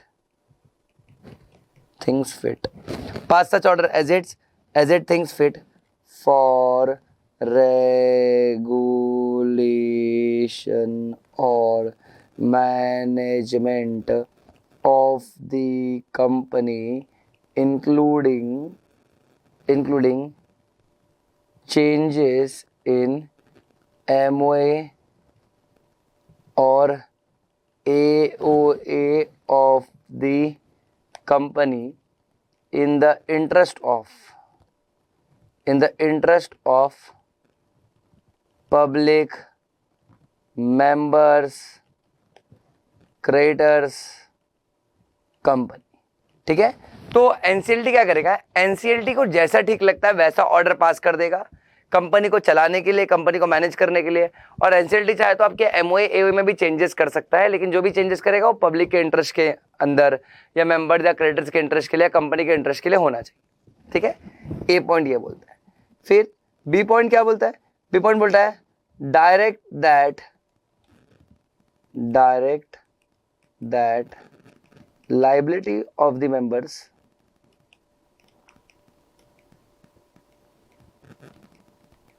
will be unlimited, ठीक है। डायरेक्ट दैट मेंबर्स का लाइबिलिटी क्या हो जाएगा, अनलिमिटेड, ये भी ऑर्डर पास कर सकता है, ठीक है। और बोलेगा direct removal of name of the company from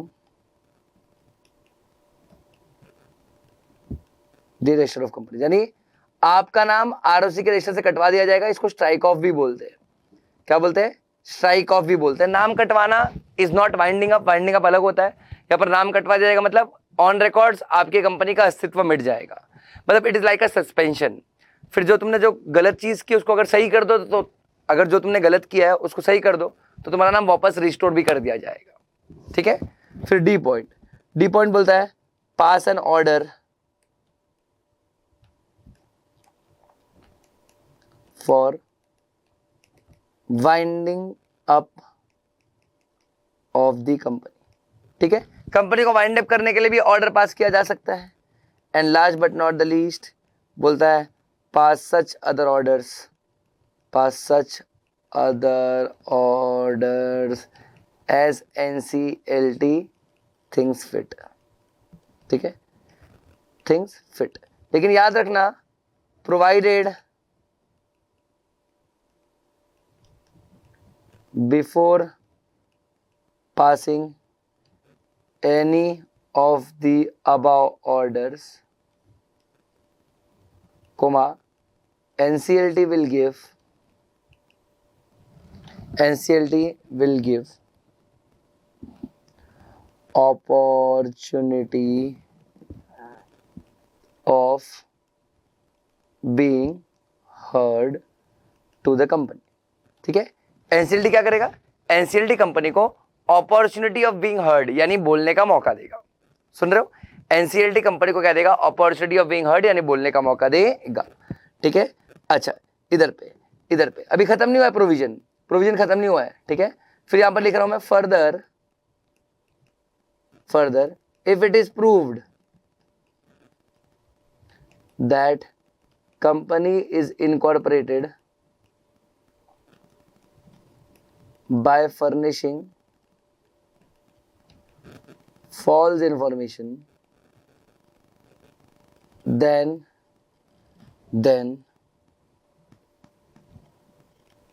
the promoters,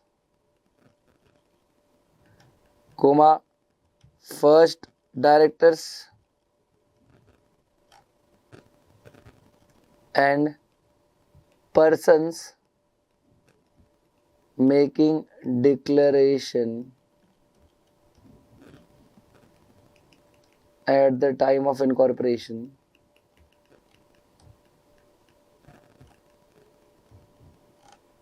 shall each be liable for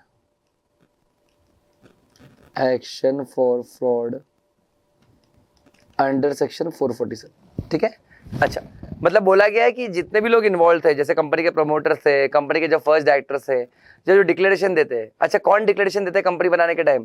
practising CA, practising CS, practising CMA, advocate, याद आ रहा है? तो उन सब पर भी 447 लग जाएगा। करेक्ट है, ये तो लिख दिया मैंने प्रोविजन, लिख दिया मैंने प्रोविजन। अब देखो आगे लिख रहा हूं मैं, फोकस करना। बोला गया है इन द गिवन केस,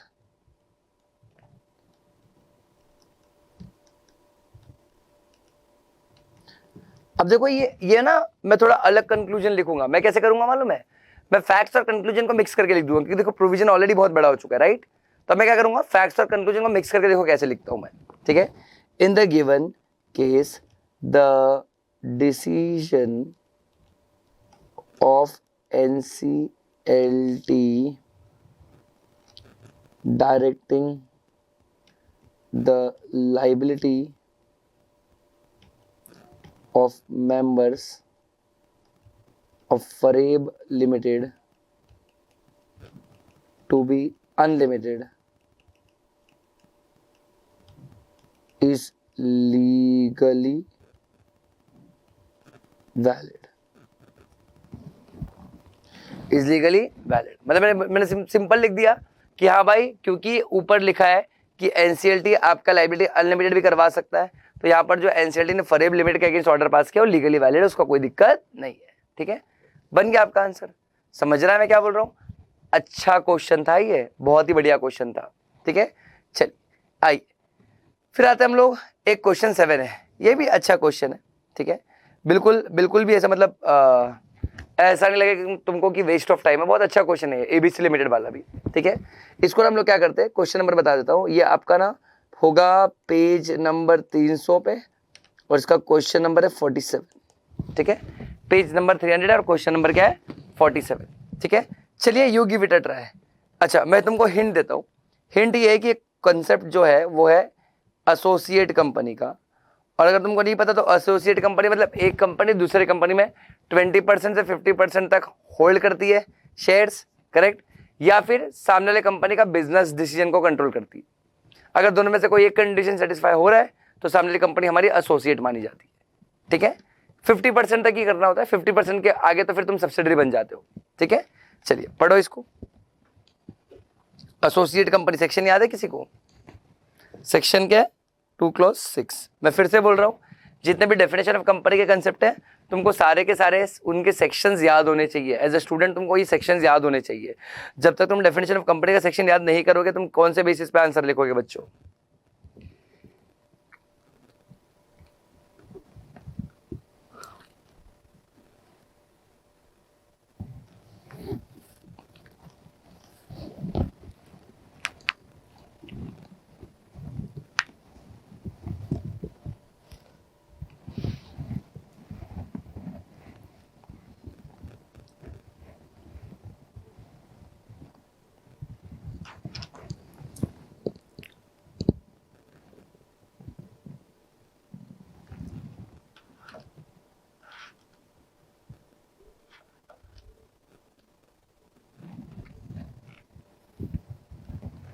पढ़ा क्या क्वेश्चन? कुछ आंसर आ रहा है क्या? क्वेश्चन पढ़ने के बाद कुछ आंसर आ रहा है क्या? बच्चे बोल रहे हैं नॉट एन एसोसिएट कंपनी। ठीक है, बच्चे बोल रहे हैं नॉट एन एसोसिएट कंपनी। मैं तो कंफ्यूज हूँ कि एसोसिएट है या नहीं है। मैं तो बहुत ही बेहद कंफ्यूज हूँ कि एसोसिएट है कि नहीं है। ठीक है, चलिए डिस्कस कर ले। सबसे पहले तो एक एबीसी कंपनी है जिन्होंने XYZ को 15 crore shares and convertible preference shares issue किया 10 करोड़ का, है ना? After that total share capital of the company 100 crore rupees. Comment XYZ limited जो है, ठीक है, वो एसोसिएट कंपनी है कि नहीं as per the provisions of company act 2013।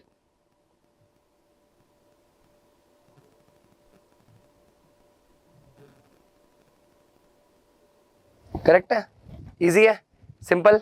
चलिए ध्यान देना, ध्यान दे रहे हो क्या, है ना। एबीसी है जो एबीसी, उसने कितना इक्विटी शेयर दिया है, 15 करोड़ का, और प्रेफरेंस कितना दिया है, 10 करोड़ का, और कंपनी का टोटल शेयर कैपिटल कितना है, 100 करोड़। कितना है, 100 करोड़। आई रिपीट, कितना है, 100 करोड़। क्लियर है बच्चों, मैं क्या बोलने की कोशिश कर रहा हूं तुमको यहां पर, यस और नो।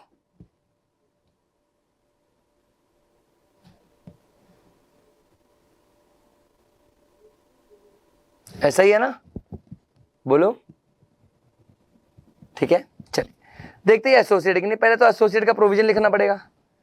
तो क्वेश्चन 47 पेज 300।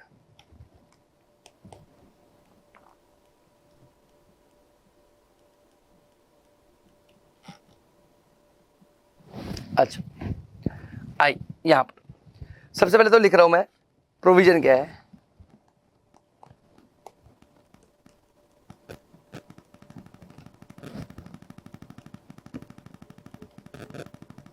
टू क्लॉज 6 क्या है, एसोसिएट कंपनी का section 2 clause 6।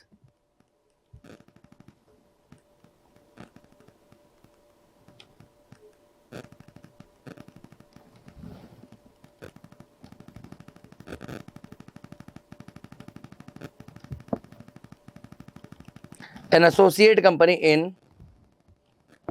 relation to another company means a company in which that other company has a significant influence. Has a which influence बच्चों, significant influence, but which is not a subsidiary company of the company having significant influence, having significant influence, and includes a joint venture, and includes a joint venture. joint venture तो पता ही होगा ना, एक common goal के लिए दो company साथ में आती है, ठीक है। तो includes what, joint venture. Correct है, इजी, सिंपल, डन। अच्छा, नाउ सिग्निफिकेंट इन्फ्लुएंस मतलब क्या होता है, ठीक है। Significant influence means control of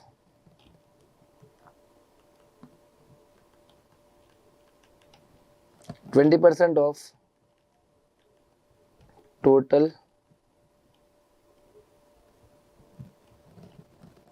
voting power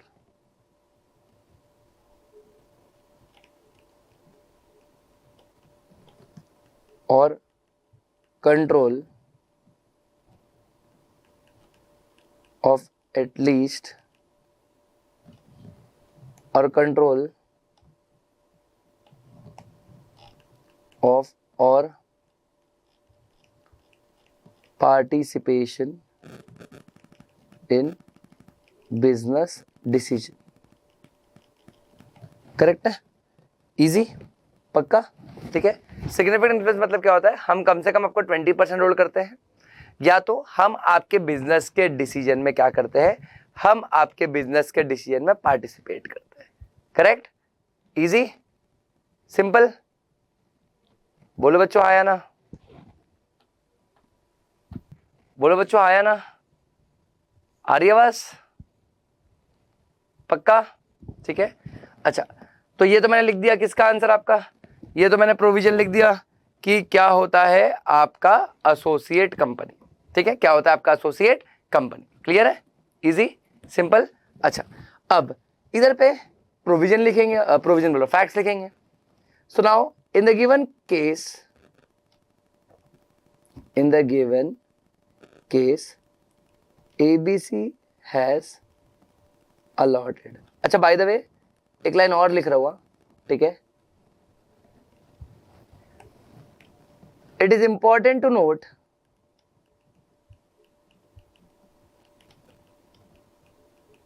that if company has issued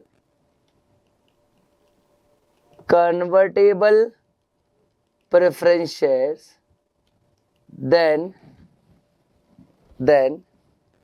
it will be assumed that it carries voting rights. ठीक है, it carries which rights, voting rights. ठीक है, अगर कंपनी प्रेफरेंशियल इशू करता है तो हम ऐसा मान लेते हैं कि उसमें वोटिंग राइट्स होता है. ठीक है, प्रोविजन है. यस, क्योंकि देखो कन्वर्टेबल प्रेफरेंस शेयर्स आगे चल के किस में कन्वर्ट होने वाला है, इक्विटी में, और जब इक्विटी में कन्वर्ट होगा तो उनको वोटिंग राइट्स मिलेगा ही. तो हम ऐसा मान लेते हैं कि अगर कन्वर्टेबल प्रेफरेंस शेयर्स है तो उनको आगे चल के वोटिंग राइट्स मिलने वाला है. As simple as that. ठीक है, अच्छा अब लिखेंगे आंसर. ठीक है, अच्छा अब लिखेंगे आंसर. लिखेंगे इन the given case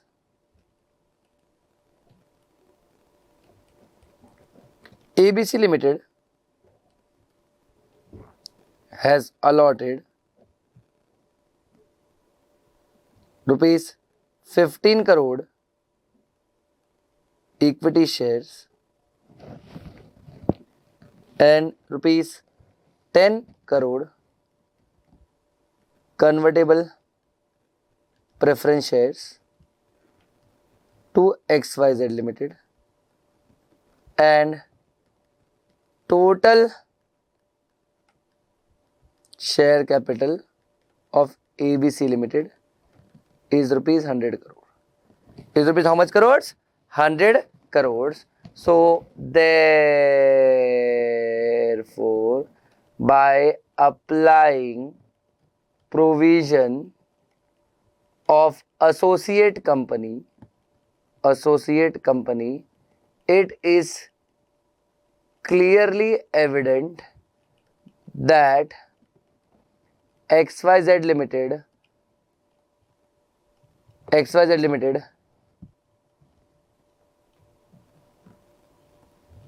controls 25% of voting power of ABC Limited. कितना कंट्रोल करता है बेटा? 25% of voting power of ABC limited. ये 25% कैसे आया? तो 15 crore equity share plus 10 crore 15 crore रुपए का इक्विटी शेयर, 10 करोड़ रुपए का प्रेफरेंस शेयर्स कन्वर्टेबल, इसके लिए काउंट किया. टोटल कितना हो जाएगा? 25 करोड़. तो 100 करोड़ में से 25 करोड़ कौन होल्ड कर रहा है? XYZ लिमिटेड होल्ड कर रहा है. ठीक है, so therefore XYZ limited will be considered as ABC Limited will be considered as associate company of XYZ Limited. Yes, सही सुना तुमने. ABC Limited क्या मानी जाएगी? XYZ की एसोसिएट मानी जाएगी. क्यों? क्योंकि 10 करोड़ का कन्वर्टेबल प्रेफरेंस शेयर्स है. अगर यही 10 करोड़ रुपए का कन्वर्टेबल प्रेफरेंस शेयर्स नहीं होता तो हम ऐसा मान के चलते कि वो एसोसिएट नहीं है. बट क्योंकि 10 करोड़ का कन्वर्टेबल प्रेफरेंस शेयर्स है तो हम मान के चलेंगे वो एसोसिएट है. ठीक है, अब ऐसा हो सकता है कि आपके क्रैकर में अलग आंसर दिया हो और मेरा आंसर अलग आ रहा है, लेकिन मैं तुमको गारंटी के साथ बोल सकता हूँ ये जो मैंने आंसर लिखा है वो करेक्ट है और इंस्टीट्यूट भी यही बोलता है. और अगर तुमको फिर भी ट्रस्ट नहीं है तुम जाके देख सकते हो जून 23 का आंसर, उसमें आंसर में लिखा होगा ये कि एबीसी लिमिटेड XYZ की क्या है? एसोसिएट कंपनी है. कन्वर्टेबल प्रेफरेंस शेयर्स भी वोटिंग राइट्स के लिए काउंट होता है. यही अगर नॉन कन्वर्टेबल प्रेफरेंस शेयर्स होता या प्रेफरेंस शेयर्स होता ही नहीं तब वो एसोसिएट नहीं होती. बट क्योंकि कन्वर्टेबल प्रेफरेंस शेयर्स वाली है तो ये एसोसिएट मानी जाएगी. समझ रहा है? 20% से ऊपर हो रहा है. क्लियर है? इजी? पक्का? श्योर? ये हो गया आपका कौन सा क्वेश्चन? एसोसिएट कंपनी का क्वेश्चन हो चुका है. ठीक है, इजी. तो तुम ध्यान देना 7 क्वेश्चन थे कंपनीज एक्ट में, जिसमें से मैंने तुमको 5 लिखा दिया है. ठीक है, एक तो डायरेक्ट क्वेश्चन है जो कि मैं एक्सपेक्ट करता हूँ कि तुम खुद ही लिख लोगे. क्या एक्सप्लेन करना है? Doctrine of indoor management explain करना है. आपको बताना है कि यस जो आउटसाइडर है वो सिर्फ देखेगा कि एमओए एओए में अथॉरिटी है कि नहीं. एक आउटसाइडर कंपनी के अंदर क्या चल रहा है वो जानने के लिए लायबल होता नहीं है. अगर कंपनी अपना internal rules and responsibilities complete नहीं करता, फुलफिल नहीं करता, तो उसमें कंपनी की गलती या आउटसाइडर की गलती नहीं है. एंड आउटसाइडर प्रोटेक्टेड रहता है. और फिर उसके 3 एक्सेप्शन है जहां पर आपको एक्चुअल या कंस्ट्रक्टिव नॉलेज ऑफ इरेगुलरिटी था, या फिर आपको सस्पिशन था, शक था कि इरेगुलरिटी चल रहा है कंपनी में, या फिर फ्रॉड या फॉर्जरी का केस है ना, वो पूरा केस एक्सप्लेन करना है एक्सेप्शंस के साथ। बट याद रखना इसमें तुम लोगों को no need to explain entire case law of Royal British Bank versus Turquand, ठीक है। जो Royal British Bank versus Turquand का केस है वो आपको पूरा एक्सप्लेन करने की बिल्कुल भी जरूरत नहीं है, बिल्कुल भी नहीं मतलब बिल्कुल भी जरूरत नहीं है। आपको मैक्सिमम आपको क्या लिखना है, व्हाट यू कैन राइट कि ये जो इंडोर मैनेजमेंट के रिलेटेड जो फेमस जो लैंडमार्क केस है that is Royal British Bank versus Turquand, that's it. पूरा एक्सप्लेन नहीं करना, प्लीज एक्सप्लेन मत करना, कभी भी हम लोग केस लॉ को एक्सप्लेन नहीं करेंगे अनटिल अनलेस एक्सप्रेसली हम लोग को पूछा गया ना हो, अनटिल एंड अनलेस एक्सप्रेसली हमको पूछा गया ना हो। अगर ये लोग ऐसा बोलते हैं कि भाई डॉक्ट्रिन ऑफ इंडोर मैनेजमेंट का जो फेमस केस है उसको भी एक्सप्लेन करो अलग से, तो हम करते हैं, अदरवाइज नहीं करेंगे। समझ रहा है मैं क्या बोल रहा हूँ, ठीक है। और ये दिख रहा है तुम लोग को 6th वाला क्वेश्चन, एक्स वाला, मिस्टर एक्स वाला, ये भी एक अच्छा क्वेश्चन है जिसको अभी हम लोग यहाँ पर तुम लोग के साथ डिस्कस करेंगे, ठीक है, जिसको अभी हम लोग जस्ट यहाँ पर क्या करेंगे, डिस्कस करेंगे। एक्स वाला क्वेश्चन है। चलिए पहले क्वेश्चन पढ़िए, तुम लोग पढ़ना क्वेश्चन, ठीक है, जल्दी क्वेश्चन पढ़िए, अच्छा क्वेश्चन है।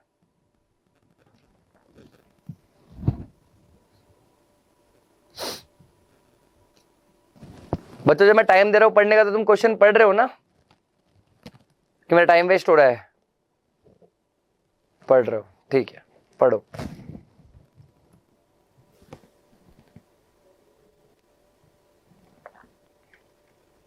चलिए बच्चों का आंसर आना चालू हो गया, इसका मतलब तुम्हारा पढ़ के हो गया। मैं एक्सप्लेन करूंगा क्वेश्चन और फिर आंसर डिस्कस करेंगे, ठीक है। अच्छा, एक्स है, एक्स ने कुछ गुड्स परचेज किया है एबीसी लिमिटेड से उधार पे, ठीक है। एक्स आउटसाइडर है, उसने कंपनी से गुड्स परचेज किया है, 1 महीने का पीरियड अलाउड था क्रेडिट का। बट एक्स ने क्या किया, ड्यू डेट के पहले ही कंपनी के पास गया और पैसा रिपे कर दिया। वाह, एक्स बहुत अच्छा इंसान है, टाइम के पहले जाके रिपेमेंट कर रहा है। अच्छा, एक्स को वहां पर जेड मिला जो कि फैक्ट्री का सुपरवाइजर था। जेड ने एक्स को बोला कि भाई मैं accountant, that the accountant and cashier were on leave, जो अकाउंटेंट है कैशियर है और छुट्टी पर है और वही इंचार्ज है पैसा रिसीव करने के लिए, और एक्स जेड को पैसा दे सकता है। और जेड ने उसके लिए एक रिसीट भी इशू कर दी, उस पर सिग्नेचर भी था। अब 2 महीने बाद एबीसी लिमिटेड एक्स से पैसा मांग रहा है, बोल रहा है तूने पैसा नहीं दिया है। तो एक्स बोल रहा है नहीं भाई मैंने तो ऑलरेडी पैसा दे दिया है, और जेड को पैसा दे दिया, जेड रिस्पॉन्सिबल है, ठीक है। तो he also considered that Mr. Z is an employee of the company to whom he had made the payment, and being an outsider, he trusted the words of Mr. Z as a duty distribution is a job of internal management of the company, ठीक है। अच्छा, तो भाई हुआ क्या कि X को payment करना था कंपनी को, बट कैशियर लीव पे था तो X ने Z को पेमेंट कर दिया। बाद में Z ने क्या किया, Z पैसा वैसा लेके भाग गया रहेगा, ये Z पैसा कंपनी को बताया नहीं। अब कंपनी X से पैसा मांग रहा है, कंपनी X को बोल रहा है कि भाई तू पैसा दे। तुम मुझे बताओ क्या X पैसा देने के लिए लायबल है दोबारा? क्या X दोबारा पैसा देने के लिए लायबल है क्या? क्या X फिर से पैसा देने के लिए लायबल है क्या? बोलिए फटाफट, यस और नो। क्या X पैसा देने के लिए लायबल है क्या?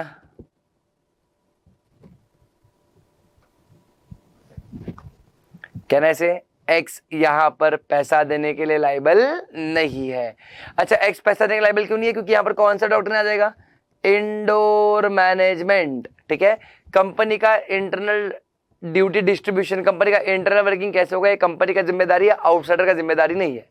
तो इसका भी आंसर तुम कैसे लिखोगे कि इंडोर मैनेजमेंट पूरा लिख देना, फिर फैक्ट्स लिख देना और फिर लिख देना कि इन द गिवन केस एक्स ने अपना ड्यूटी ठीक से किया है, कंपनी ने अंदर का डिफॉल्ट किया है तो कंपनी का जिम्मेदारी है, आउटसाइडर का जिम्मेदारी नहीं है। X is protected from liability.